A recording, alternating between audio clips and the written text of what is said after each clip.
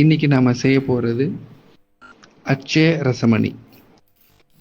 ரசத்தை பல விதத்தில் கட்ட முடியும். நாம் பண்ண போகிறது சுடத்தேலம் எடுத்து அந்த முறையில் ரசத்தை கட்ட போகிறோம். சுடத்தேலம் எப்படி எடுக்கிறோன்ற வீடியோவை இதுக்கு முன்னாடி போட்டிருக்கோம், அதில் நீங்கள் பார்க்கலாம்.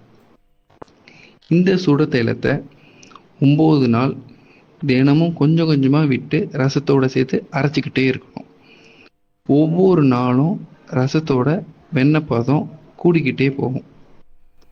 கடைசியாக அந்த வெண்ணெய் பதம் முழுமையடைஞ்சதுக்கப்புறம் நாம் அதை எடுத்து புடம் போடணும். இன்னைக்கு செப்டம்பர் 10 முதல் நாள். ஒவ்வொரு நாளும் ரசத்தோட வெண்ணெய் பதம் எப்படி மாறுதுன்றதை அடுத்தடுத்த வீடியோஸில் நம்ம பார்க்கலாம். ரசத்தை வேறு எந்த மெட்டலோடையும் சேர்க்காம நாம் ரசமணி கட்டணும். இது ரொம்ப முக்கியம். நாம் இந்த முறையில் ரசத்தை உடனே வெண்ணெய் பதத்தில் கொண்டு வர முடியாது. இந்த தைலத்தை கொஞ்சம் கொஞ்சமாக நம்ம சேர்க்க அதோட சத்து சேர்ந்துக்கிட்டே இருக்கும். அதோட சத்து முழுமையாக சேர்ந்ததுக்கப்புறம் தான் அது முழுமையாக வெண்ணெய் பதம் வரும்.